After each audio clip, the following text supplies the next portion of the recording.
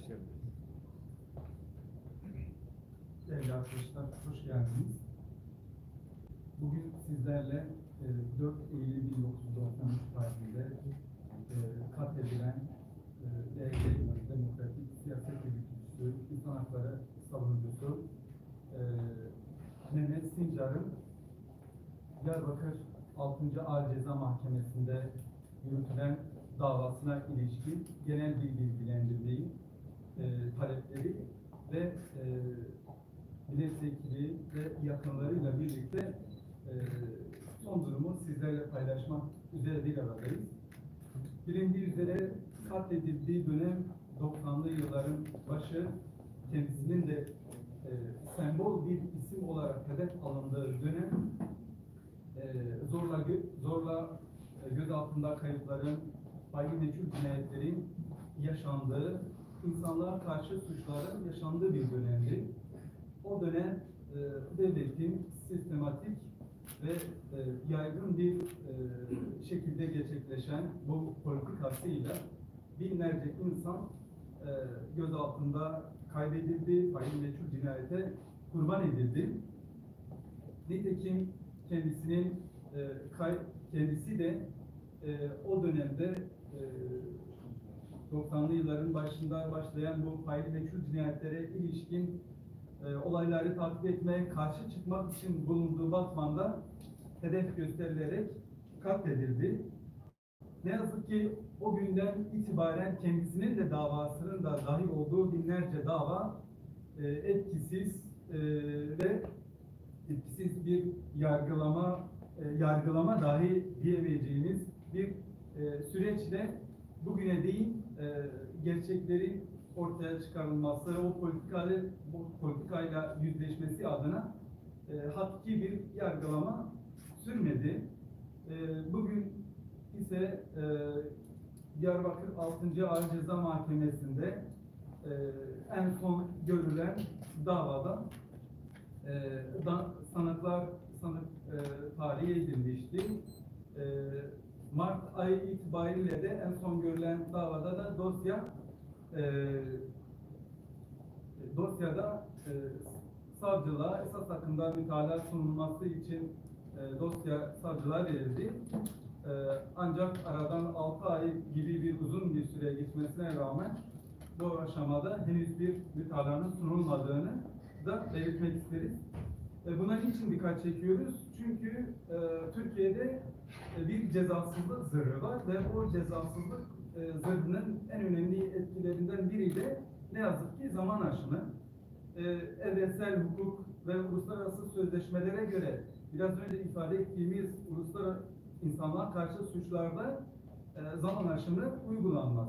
Ve Türkiye'de de Avrupa İnsan Hakları Mahkemesi'ne gönderilen, Türkiye'nin taraf olduğu işkence ve kötü muameleyle ilgili davalarda da Avrupa İnsan Hakları Mahkemesi bu gerçekliğe işaret edip böylesi insanlığa karşı zaman aşımının uygulamayacağı yönünde kararları da mevcut.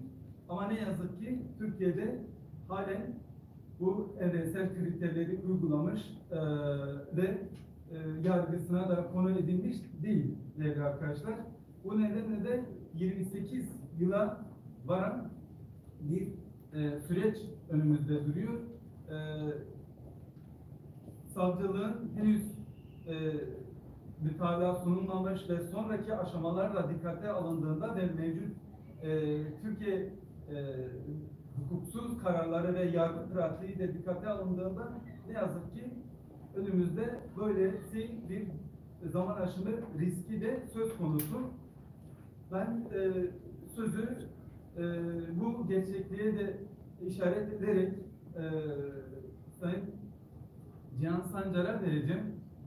O da hem bu dava üzerinde hem de yaratılan bu hukuksuzluk ortamına dair birkaç beyanda bulunacak.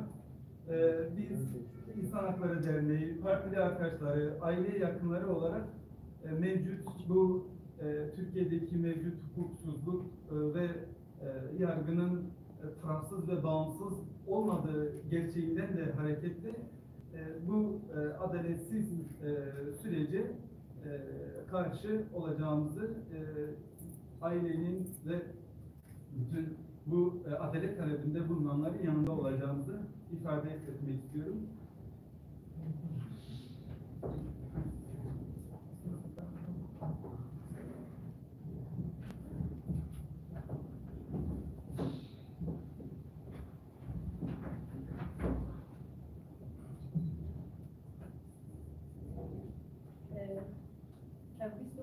سال نزدیک 28 سالای حقق مایی و ما حوالی محما محمد سنجار ریا هذه دولة إطاري ما أو جوات قالك حوالی ما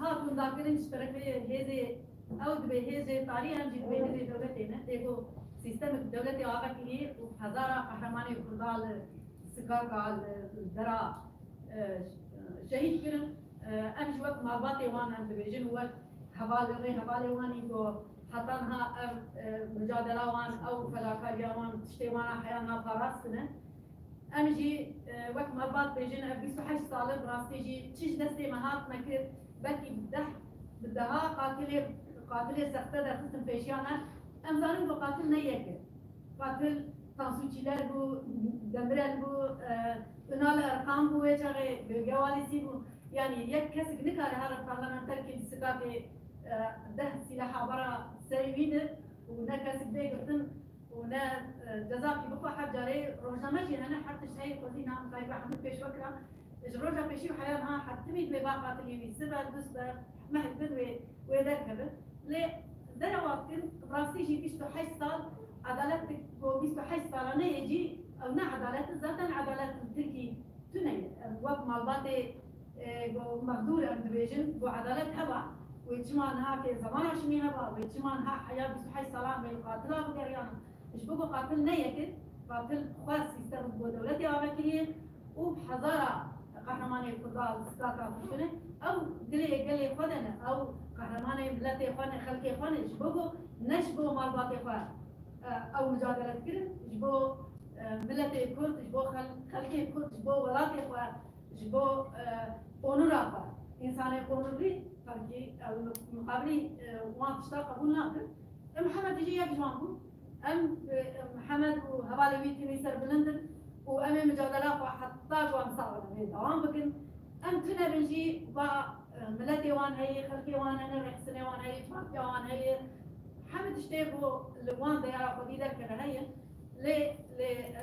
بلا حركة زانبه بلا دولة شي زانبه وبلا كسي بو أبمان إشي لوتي كرن أم دبيجن هون إنساني سوج دارن وسوجي مزل مقابل إنسانتي كرن أم جي وقت إنسان أم يبديجي وبسكرن فبدلاوي چد ببلاوي جبولوجي أم بانغا مش حمو إنساني مارش جغالي مار هاي كيبو وان تشتغلوا قبول لكن وليه خديدة كمان جبوجو إنساني جو وان داري خوش بيراد بكو خوش بيراد ك أقوله بيجي جبوجو جي أم جي سباسي خوش حمو إنساني فرتكن إنساني جو خو خديدة كمان الولاد خو زماني خو هبونا خو خديدة كمان أم جي تيجي دستي ما بي جبوجو أم قاربن وي طابوان وي على وانا نهي دوم كي عبي أمي مجادلة خارج برخصني خارج بارتيا خارج بشيء إنساني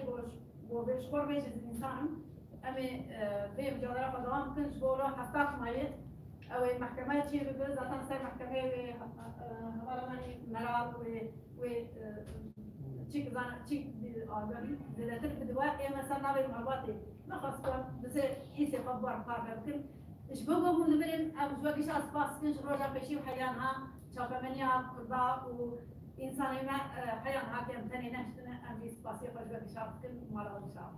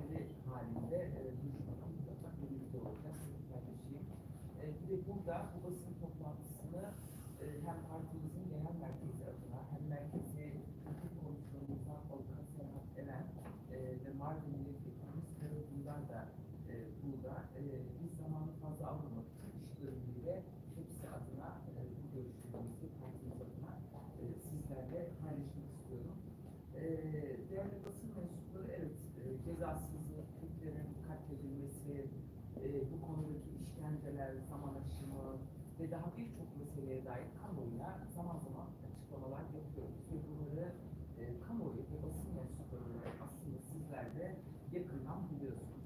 Bu davalardan en önemlilerinden biri, hepsi çok önemli. Ama sevgili Mehmet Sincar'ın milletvekili olması, halk iradesini temsil ediyor olması sebebiyle çok ayrı bir değerlendirmeye ihtiyaç olduğu kanaatindeyiz. Evet, kendisi milletvekilliği devam ederken 4 Eylül 1993 tarihinde üstelik parti meclisi üyeleri Habib Kılıç ve Hikmet Kılıç'ın katledilmesini araştırmak üzere Batman'a gitmişlerdi ve Batman'da saldırıya uğradılar. Metin Özdemir ile birlikte ve katledildiler. Aradan 28 yıl geçti. Cihan Sincar'ın söylediği gibi, sevgili Cihan ablanın söylediği gibi bugüne kadar çok şey konuşuldu, çok şey söylendi, çok açıklama yapıldı ama bir milletvekili, parlamentonun bir üyesinin davası neticelendirilmedi, arkasındaki güçler ortaya çıkarılmadı ve o günden bugüne siyasi irade, partiler değişse de isimleri AK, CHP, DYP, AKP, MHP olarak değişse de Kürtlerin öldürülmelerine dair, katline dair cezasızlık politikasında söz verdikleri devam ediyor. Evet, o gün AKP iktidarda değildi ama bugün AKP bu davalarda, yargılamalarda ceza çıkmaması için siyasi olarak dünün Tansu Çiller'i, dünün Demirel'i, dünün Ünal Erkan'ı, bugünün işte Bahçeli'siyle birlikte aynı iradeyi sürdürüyorlar. Aradan 28 yıl geçti, sizin de bildiğiniz üzere ve bu konuda bizim o dönemde daha önceki partilerde Barış ve Demokrasi Partisi'nin araştırma önergeleri, soru önergeleri yanıtsız kaldı ve komisyon kurulması talepleri sonrasında reddedildi. Ama size bir arka plan bilgisi vermek istiyorum. Sadece Mehmet Sincar'ın davasına ilişkin değil ama Türkiye Büyük Millet Meclisi tarihinde çok önemli bir komisyon var o dönemde. 95 yılında kuruldu, 94'te kuruldu. Faili meçhul cinayetleri araştırma komisyonu, genel bir komisyon kuruldu ve hakikaten önemli bir iş yaptı. Yani o komisyonun raporunu uzun uzun anlatamayacağım çünkü zamanımız yetmiyor. Ama basına bu komisyon raporunu mutlaka edinmedilerse ve ayrıntılara bakmalarını önemli hatırlatmak istiyorum. 897 sayfalık bir rapor yayınladı bu komisyon ve 1971-94 yılları arasında sadece komisyonun tespit ettiği 908 faili meçhul cinayet Türkiye Büyük Millet Meclisi kayıtlarına girdi. Bunun 603 tanesi 92 ve 93 yıllarında Kürdistan illerinde işlendiği yine komisyon raporunda çok net bir şekilde yer alıyor. O dönemde DYP, ANAP, SHP, Refah Partisi ve CHP komisyonda temsil ediliyordu. Evet, bunların bir kısmı gitti, bir kısmı sözünü tutmadı ama gelenlerin partiler bu siyasal atmosferde aynı sözün devamını getiriyorlar maalesef cezasızlık konusunda. Komisyonun çalışmalarında çok önemli bazı notlar var. Onları kısaca paylaşmak istiyorum. Tüm kurumlardan, devletin bütün kurumlarından bu cinayetlere dair belge istendi. Devlet sırrı kavramını kabul etmeyeceklerini komisyon ilan etti. Komisyon korucu, cidden itirafçıların işledikleri siyasi cinayetlere dair suç duyuruları yaptı. Asıl faillere işaret etti. Devlet içi organizasyonlarla bu cinayetlerin işlendiğini Meclis Araştırma Komisyonu tespit etti aslında ve sonrasında Kurtuluş Savaş Başbakanlık Müsteşarı biliyorsunuz çok önemli bir rapor yayınladı ve o dönemde sevgili milletvekilimiz Mehmet Sincar'ın katledilmesi meselesinde cinayetin Mahmut Yıldırım, Alaaddin Kağan, İsmail Yeşilmen ve Mesut Mehmetoğlu tarafından işlendiğini söz konusu rapordan görebiliyoruz. Bu ayrı bir rapor. Ve açıkçası bu raporda, bu komisyonun raporunda çok önemli devlet içinde bir gizli örgüt var deniyor. Diğeri silahlı gizli korucular var deniyor. Aynı komisyon raporunda. Siyasi irade sorumluluk almadı diyor. 90'lı yıllardaki tarih ölçümlerde ve buna göz yumulduğu, yol verildiği söyleniyor. Bunların temizlenmesi gerektiği söyleniyor. Bu oluşumlar ve örgütlerin soruşturulmadığı tespit ediliyor. Adalet Bakanlığı'nın cidden itirafçı ve konuculara dair özel bir komisyon kurmasını ve bunun soruşturulması gerektiğini söylüyor. Kaydedilmeyen gözaltıların faili meçhullere sebebiyet verdiği ve gözaltında kayıpların oluştuğunu söylüyor. Gözaltıların mutlak surette kaydedilmesi gerektiğini söylüyor.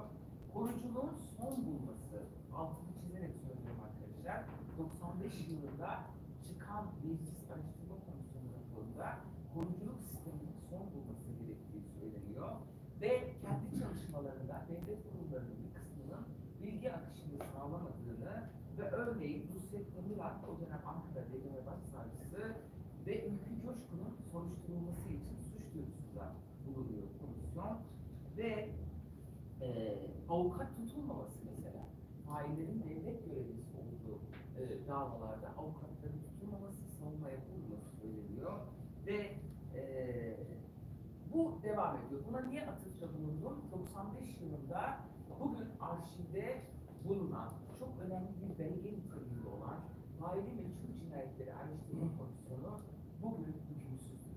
AKP MHP iktidarında ve ondan önce gelenlerde bu cinayetlerde asla siyasi bir irade ortaya koymadı, cezasızlık pratiğini ortadan kaldırmak için hiçbir tutum sergilemedi.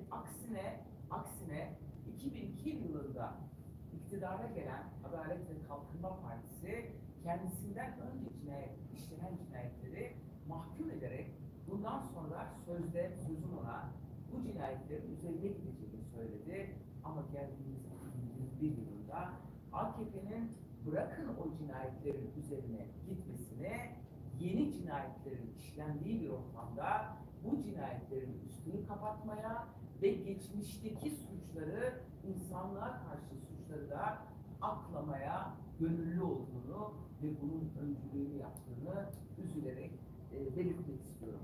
Şimdi bizim davamız neticede bir parlamenterin Mehmet Sincar davası, katledilmesi davası.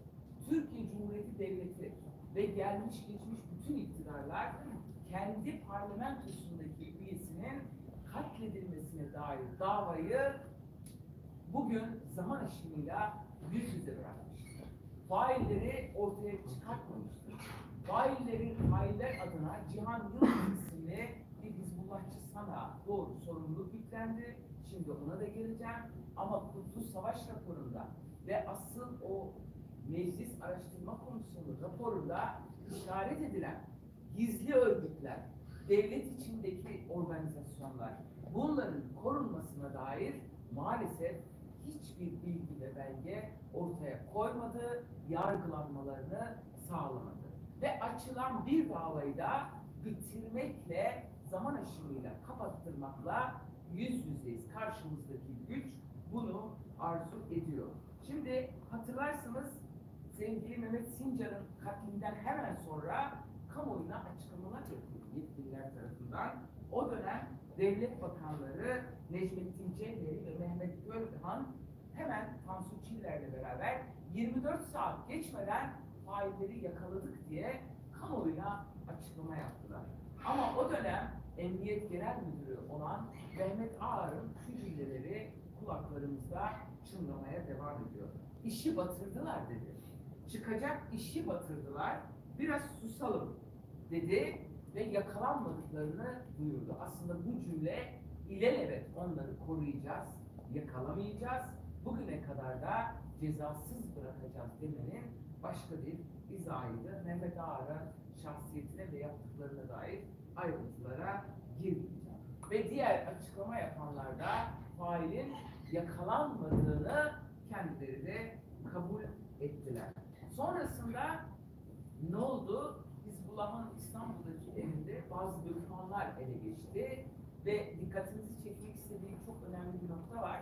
2010 yılına kadar, 93'ten 2010 yılına kadar geçen 7 yıllık süre zarfında soruşturma bile yürütülmedi.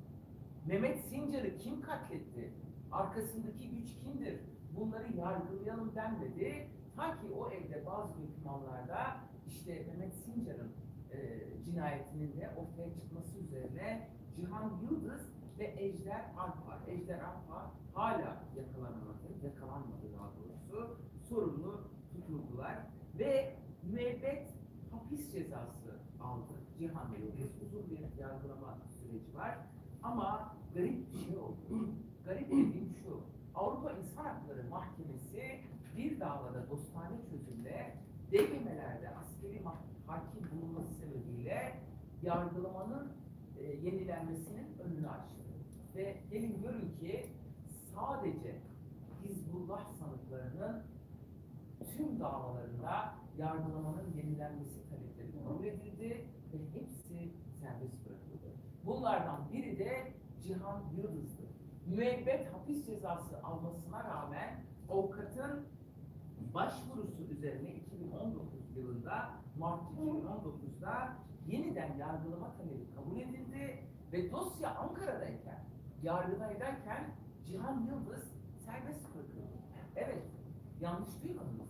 Serbest bırakıldı, bir cinayet faili serbest bırakıldı ve burada tabii ki çifte standardı da ifade etmeden geçmek istemiyorum. Bu askeri hakim bulundurma ve yeniden yargılanma talepleri diğer siyasi davalarda kabul edilmiyor. Adil yargılanma hakkının ihlali normalde DGM'de yargılanan herkes için geçerliyken bu da kabul edilmedi. Şimdi netice itibariyle şunu söylemeye çalışıyorum. Bu davada faili ortaya çıkarmak konusunda bir irade olmadığı gibi failleri ortaya çıkarmama, bunları saklama, gizleme ve suçu örtbas etmek gibi bir iradeyle karşı karşıyayız.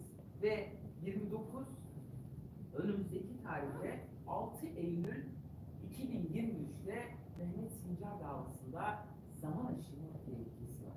6 Eylül'de duruşması yapılacak ve savcılığa son duruşmada sanırım 18 Mart 2019 tarihli duruşmada mütalaa için süre verildi ve savcı hala mütalaa vermedi. Ortada kesinleşmiş bir müebbet cezası var. Yargıtay tarafından onaylanmış ve yeniden yargılamanın tek bir sebebi var, tahliye edilmesinin gösterilen sebep, asıl sebep değil. İşte aynı kararı ama savcı işi sürüncemede bırakarak hala mütalasını vermedi ve zaman aşımı riskiyle karşı karşıyayız. Açıkçası cezasızlık ve zaman aşımı katilleri korumak için özel bir zırha bürünmüş durumda. Türklerin katilleri ceza almasın. Bütün amaç bu. Siyasi mücadele yürüten, demokratik siyaset alanında milletvekili olan, yönetici olan, insan hakları savunucuları olanların katillerinin ceza almaması için büyük bir çaba var, büyük bir siyasi irade var ve bu konuda tarihsel arka plan bizi maalesef doğruluyor. Yani önümüzde Vedat Aydın soruşturması davası var. Aslında zaman aşımı doğru. Apre Musa'nın, Musa Anter'in yine davası Ankara'da görülüyor. Çok yakın bir süreçte onun da zaman aşımıyla göstermelik bir dava yürütülüyor. Yine orada cezasızlıkla sonuçlanacak, zaman aşımıyla kapatılacak. İki seçenek koyuyorlar. Ya zaman aşımı ya da ceza vermemek. Tıpkı Kemal Korkut'un faillerine beraat kararı verdikleri gibi. Ve bu kararlar Kürtleri öldürmek, Kürtleri katlet adeta nasıl anlatayım? Okey veriliyor.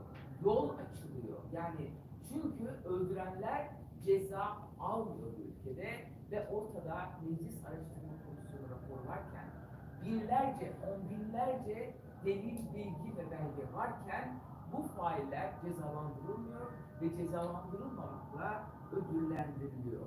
Bu davalarda Avrupa İnsan Hakları Mahkemesi'nin kararlarına göre zaman aşımı uygulanamaz. İnsanlığa karşı suç duygular, Mehmet Sincar davası da bunlardan bir tanesi. Ve bununla ilgili açıkçası Kürt siyasetçilere karşı dün cinayet işleyenler tıpkı Mehmet Sincar'da olduğu gibi bugün de rehin alma politikasıyla bu siyasi akıl, bu siyasi yönelim varlığını sürdürüyor. Ama Kürt halkı ve Kürt halkının dostları bu mücadeleden hiçbir zaman vazgeçmediler ve vazgeçmeyeceğiz. Biz bunlar hangi karar verirlerse versinler katilleri tanıyoruz, katilleri koruyanları tanıyoruz, onlara arkasındaki gücü gayet iyi biliyoruz ve bugünkü tehditleri de bizlere hiçbir etki etmeyecek. Ve bunun sonuçlarını mücadeleyle hep birlikte kazanacağız diyorum. Ve son olarak şunu söylemek istiyorum. Mehmet Sincar bizim demokrasi şehidimizdir. Kendisi bir parlamenter olarak sadece kendisini seçenlerin değil, anayasaya göre bütün Türkiye yurttaşlarının da milletvekilidir. Mehmet Sincar bir Kürt milletvekili, DEP milletvekili olmayıp başka bir partinin milletvekili olsaydı 24 saat geçmeden fail yakalanır ve en kısa sürede cezalandırma kararı çıkardı. Biz her şeyi görüyoruz, farkındayız ama Mehmet Sincar da ve asla sahipsiz değildir. Milletvekili arkadaşımızı bu vesileyle saygıyla, sevgiyle, minnetle ve özlemle de anarak konuşmamı bitirmek istiyorum. Varsa sorunuz yanıtlamaya çalışalım. Yoksa bitireceğiz aslında. Zaman aşımına ne kadar 2 yıl yaklaşık var mı? 2023. Zaman aşımına uğradığı zaman artık yapacak bir şey kalıyor mu hukuken? Hayır, 6-9 yani bize göre var. Zaman aşımına uğrayamaz çünkü insanlığa karşı suçtur. Ama diyelim ki yerel mahkeme zaman aşımı kararı verdi ve biz itiraz ettik, avukat arkadaşlar itiraz etti. Yargıtay'a gitti ve onaylandı. Ondan sonra Anayasa Mahkemesi ve Avrupa İnsan Hakları Mahkemesi'nin önüne gidecek. En son seçenek AYM'den bu geri gelecek. Yani bu mücadele bitmeyecek, hiç bitmez. Yok herhalde. Teşekkür ederiz arkadaşlar.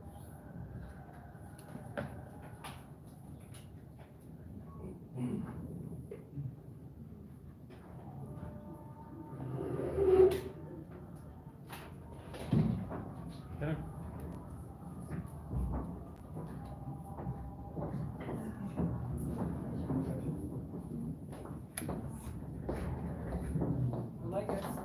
Teşekkür ederiz.